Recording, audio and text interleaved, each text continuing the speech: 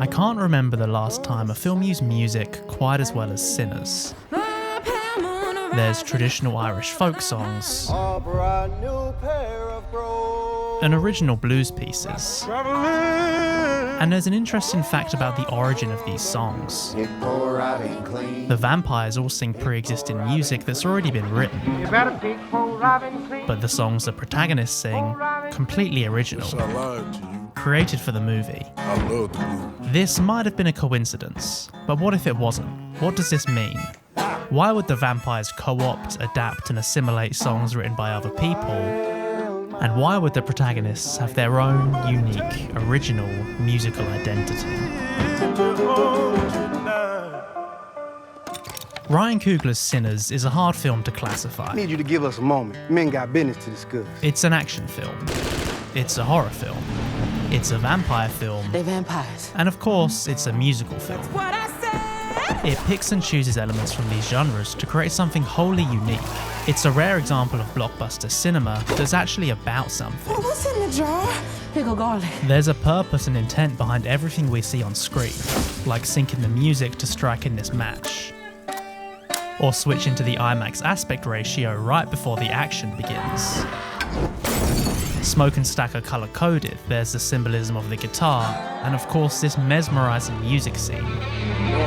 Everything comes together in a very intentional way to not only make a damn entertaining movie, We just gotta hold up till sunrise. but also a film that's thematically rich. Won't let you build, won't let you fellowship. It's got a lot to say, and one of the main things it's interested in Together. is the idea of assimilation. Forever. It's better this way, baby. When the film begins, the protagonists have maintained their cultural identity in the face of a society that doesn't value them. More time I spend with y'all, the less sure I am you boys are serious about it. This is what the Juke Joint is for, a place to celebrate their culture, a place to celebrate the blues. So it fits that the songs that they sing were written specifically for the film. Ain't no boys here. They're not adapted from anywhere or part of anything else. It's original, it's something unique to this project, it's part of the film's identity. Not just grown men, but grown men money and grown men bullets. But the vampires are the opposite. They're the embodiment of this assimilation. Every one of them has come together to form this sort of hive mind. They all think the same and feel the same. We came over here for fellowship and love. When they say fellowship and love, Fellowship and love. what they really mean is, we're going to take everything you value, suck the soul out of it, and make it our own. This is the way. Hence Remick wanting Sammy for his music. Sammy. You're the one I came for. So would it make sense for them to sing original songs? Well, I'm sure composer Ludwig Göransson could write something great, and they have this kind of gothic rock motif in the score, Don't cry. but the actual songs they sing are all pre-existing folk tunes. I would have picked his body, but it wasn't fit to eat. They don't have anything original, they just co-opt, adapt and assimilate what already exists. Sinners is one of the best examples of blockbuster filmmaking in recent years. It follows a trend of high-budget, auteur-driven movies that are simultaneously crowd-pleasing and thematically resonant. There is a narrow way through. We're talking about Dune, Barbie, Oppenheimer. Blockbusters to be sure, but they're not your standard CGI-filled commercial slop. They don't stick to the formula, but instead strive for something more original. I want to do reimagining. I don't want to be the idea. These event films are typically inseparable from the person who made them. Oppenheimer is a Nolan film. It was his idea from start to finish. Top Gun Maverick was made because Tom Cruise wanted to make it. And Sinners has all the hallmarks of this new kind of blockbuster. It's got a distinct visionary director at the helm. It doesn't overuse CGI, it's got an award-winning composer, it looks amazing, and it's original.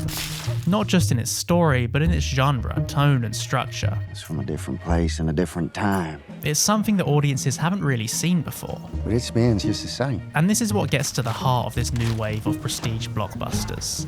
They seem to push the envelope and make a conscious effort to bring something new to the table. Y'all gonna eat this clover garlic. So what does Sinners do that's new? I don't much like the taste of it. Well, a lot of things. But for now, I want to talk about genre. Ain't no one saying you gotta like it. It was marketed as a horror film, but there aren't actually that many horror elements. We get a few spooky moments with the vampires and there's a lot of gore, but for the most part it picks and chooses aspects from various genres to create something unique. It's not what it looks like. And there's four I'm going to focus on specifically: action, heist, musical, and vampires. Now we need garlic. First up, action. Right before the climax begins, we swap to the IMAX aspect ratio, as if the film is saying, get ready, because it's about to go down. Everything gonna be alright now. The opening moments are fast-paced, there's gunshots, stakes through the heart, and people dying left, right and centre. But as the scene progresses, the stakes ebb and flow, with numerous characters getting bit one by one.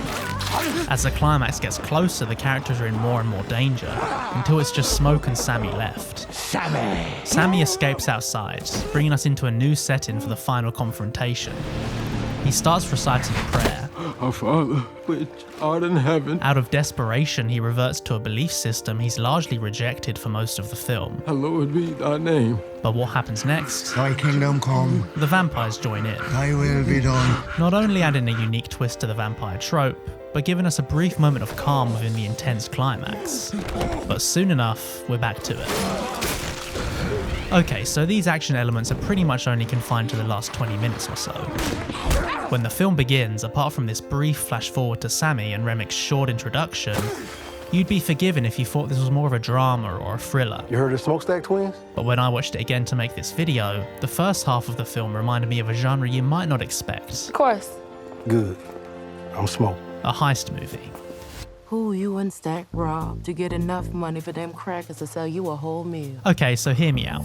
The first part of most heist movies is about two things: assembling the team and planning the robbery. Only chance we got if we split up. Like in Ocean's 11. No, sir, I've been getting in trouble. For the first act, every scene is either about planning the heist So need planning, and assembling the crew. a large crew. Don Cheadle was introduced as a demolitions expert with a terrible accent. Oh, leave it out. Before he meets Brad Pitt Bash. and joins the team. It'd be nice working with proper villains again. And for the first 40 minutes or so, Sinners follows the same blueprint. Oh, child. We meet each character and what they're for. Look with the damn cat dragged in. Like Bo and his wife Grace, Once you make a sign for him. Rough job.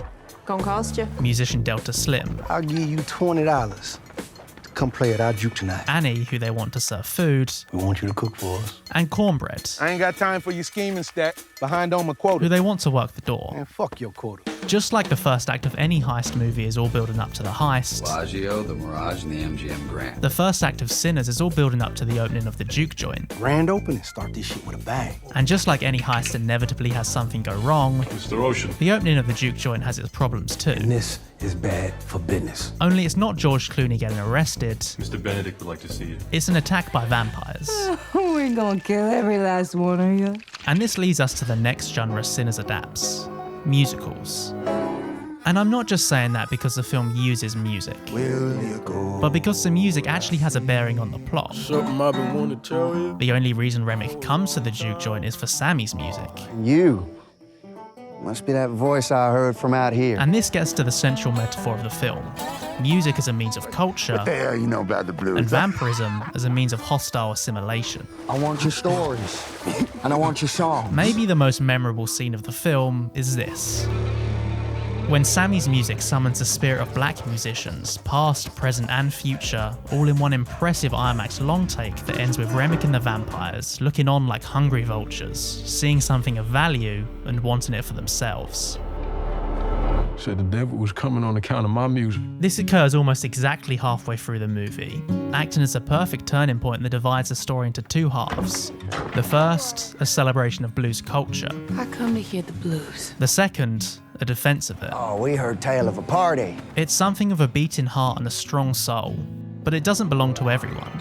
It's the Mississippi blues, and the characters want to keep it for themselves. We brought this with us from home. But the vampires want to take it and assimilate it, The vampires is different. trapping its soul in a prison of cultural vampirism The soul gets stuck in the body. and removing everything that makes it special. Cursed to live here with all this hate.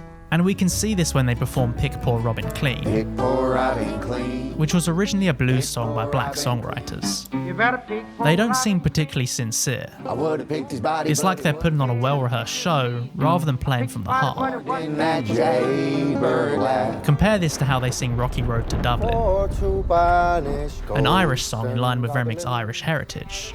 It's more lively, it seems like they're actually having a good time, and Remmick is doing an Irish dance, further connecting him to his past. And it's through this heritage that Ryan Coogler finds a unique way into the final genre I'm going to talk about: vampires. What the hell going on? There's generally 3 types of vampire. The aristocratic, mustache-twirling Dracula type. I am Dracula, and I welcome you to my house. The romantic, sexual Twilight type. Do you trust me? And the more monstrous and grotesque Nosferatu type. I will leave you 3 nights. And there's a couple things they have in common. They're usually set in a gothic or isolated location. Transylvania. They have a kind of innate and animalistic desire for blood. He exhibits all the signs of a blood plague. They sleep in coffins, don't have a reflection, and there's a kind of sexual temptation to them. But what if I'd rather taste your lips? They're usually outright villains, wanting to bite people not for any intellectual reason, but just because it's in their nature. But Sinners carves its own path. Hey there. The vampires promise to build a community built on fellowship and love, regardless of skin color. We're gonna start ourselves a new clan based on love. And on the whole, they mean it. We believe in equality. Once people become vampires, they're genuinely happier and more connected. I know it sounds crazy, but we're gonna have heaven right here on Earth. So Remick doesn't just infect people because of his vampiric nature, but because he truly wants to create a positive community after his original culture was taken from The him. man who stole my father's land forced these words upon us. As an Irish person, he inhabits a culture that's been eroded away, and in doing so lost all connection to his heritage. I hated those men, but the words still bring me comfort. He wants the power of Sammy's music as a way to connect to his past, but in doing so is becoming the very same force that severed him from his heritage. We will make beautiful music together. And this speaks to the central question of the film, assimilation versus resistance. Do you assimilate, become a vampire and get protection from the KKK, but lose your soul in the process? Who's never gonna be free? Or do you resist, retaining your cultural legacy, but risking your life? What's it gonna be? Ryan Coogler takes these vampire tropes, transports them to an unexpected location, and uses it for a complex metaphor about culture and heritage. Blues wasn't forced on us like that religion. It's less of a black and white vampires are bad and humans are good situation, and more of a nuanced discussion around assimilation versus resistance.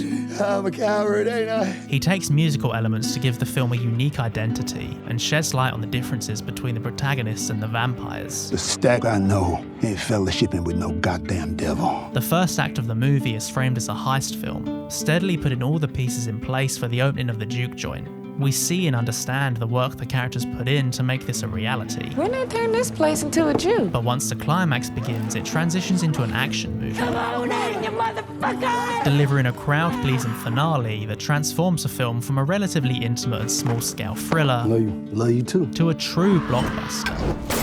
It finds its place among recent event films as a fresh, original experience that tries new things, with the budget and studio support to back it up. But aside from this big picture genre stuff, Sinners is full of smaller, more subtle aspects that commercial blockbusters simply wouldn't bother with. It's the simple but menacing red eyes of the vampires. You all did. They don't need to have pale skin, obvious fangs, or dress in a tuxedo with a cape to convey their status. And it's these eyes that give us this great moment before they get cornbread. There's also these short cutaways, You built something here tonight, and it was beautiful. which can be used to remind us of who someone is, like when Remick is talking about the KKK. It was built on a lie. We cut to the man we meet at the start, so we know who he's talking about. Hogwood. He's the grand dragon of the Ku Klux Klan. Or in the opening, And show them the way. to establish a connection between the church and the vampires. In the name of God! This is actually a technique I first saw in Oppenheimer, How was Mr. Borden able to put together such a detailed indictment? so it's no wonder Christopher Nolan and his editor Jennifer Lame are thanked in the credits. Patrick Blackett. We also have these fun moments where we cut right before the vampires attack, I'm gonna head back now, and I think y'all should too. with holding all the gory details until the climax. Just like Oppenheimer manages to make a 3-hour film mostly about people talking about science interesting with its breakneck pacing, They put it under the football stadium? Sinners has an interesting structure too. It channels From Dusk Till Dawn with a calmer, more grounded first half, Excuse me. before giving us a brutal vampire showdown in the second. But these details aren't just in the editing. Where they lie. Smoke and Stack are colour coded, and their respective love interests match this code. Annie wearing bluer tones, and Mary wearing redder or pinker tones. Rotten hell, Stack. And the twins' outfit also reflects their background. Smoke was in the Irish mob, so he wears an Irish-style flat cap. Irish beer. Stack was in the Italian mob, so he wears a more flashy pinstripe suit. Italian wine. But of course, in the credits scene, Stack has a completely different look. I'll have whatever the old man having. It's more modern and bears basically no resemblance to what he wore previously. Is this a way of saying that, like Remick, by being a vampire, he's lost all connection to his original culture? You know, we got every single one of your records. Confined to buying blues records, rather than experiencing it firsthand. I don't like that electric shit as much as the real. Yeah, I miss the real. This whole scene is a reminder of the kind of film Sinners is. It reclaims the post-credit scene as a meaningful storytelling device. I think that was the best day of my life. It doesn't rob us of Smoke's finale, but still finds a way to close the door on Sammy and Stack's story. Was it like that for you? In the question of assimilation versus resistance, Smoke chooses resistance, fighting off the vampires and then killing the KKK in a thunderous, triumphant, but ultimately sacrificial finale. But he retains his heritage, seeing a dying vision of his child. His cultural legacy lives on. I don't want any of that smoke to get on him. Whereas Stack, who has become a vampire and assimilated, keeps his life but loses a connection to his culture. No doubt about it. He's forced to roam the earth. Last time I seen my brother. His soul forever trapped. Last time I seen the sun. Never able to truly experience the joy of his culture and his heritage. Just for a few hours, it was free.